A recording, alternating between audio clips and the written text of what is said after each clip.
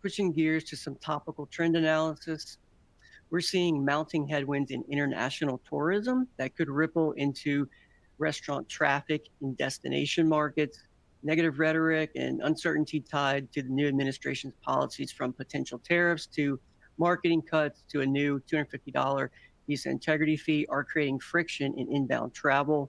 It's worth noting an offset to a weaker US dollar compared to late last year and early this year.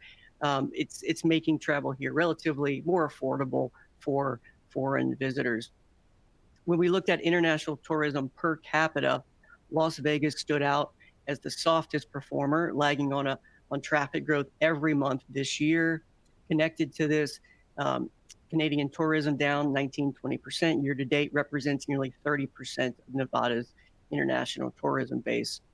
Other U.S. markets have generally outperformed this year in terms of those large destination markets, but July is showing some softness, and that's led by Los Angeles, Miami, Boston, and San Francisco. Trends we'll be watching closely as we move into the fall travel season.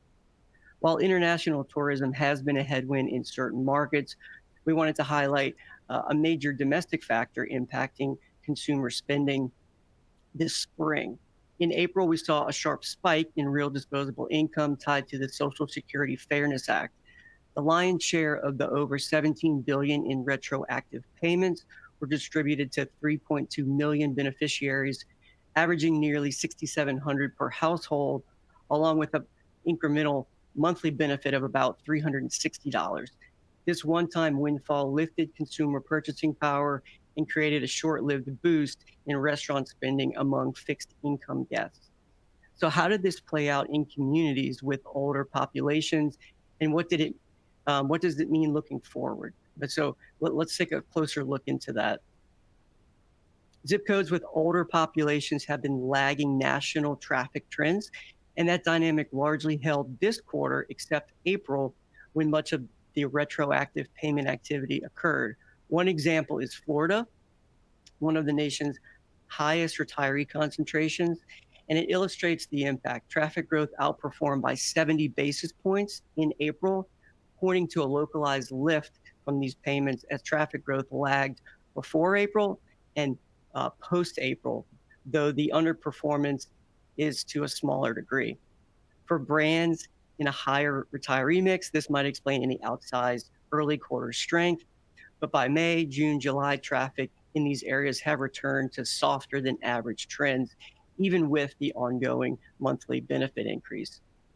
As we look forward, we estimate that $3 to $4 billion annually of these benefits could flow into restaurants, assuming a 20% capture rate. While that's a modest 20 to 30 basis point lift nationally to sales, it could be far more impactful in retiree-heavy DMAs or for segments like family dining, casual, breakfast-focused concepts. Another key consumer tailwind we've been tracking is lower gas prices, which are having a real impact on household budgets and restaurant spend. Lower year-over-year gas prices have been one of the biggest consumer tailwinds in Q2. Prices hovered around $3 per gallon, roughly 11% lower than last year, putting more dollars back into household budgets. This benefit was stronger than in Q1 when the tailwind emerged in March. And because travel spend is typically higher in the summer, the impact on restaurant traffic was even greater. Looking ahead, Q3 prices are averaging currently just over $3. If they hold, the year-over-year benefit will largely taper off as we enter Q4. So for all of 2025, the Energy Information Administration projects average prices at about $3.09, and then slightly lower than that for next year in 2026. Operators should plan for less incremental lift from fuel savings moving forward, but recognize the summer tailwind likely gave traffic a boost.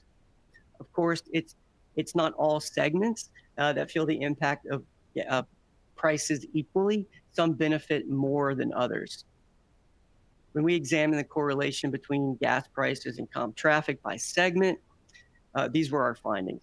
When gas prices are low, consumers have more discretionary income and tend to visit more expensive, experience-driven segments.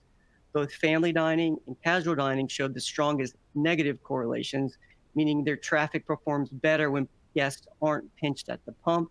On the other hand, fast casual and quick service have positive correlations. They hold up relatively better when gas prices are higher as guests trade down to lower price point food options.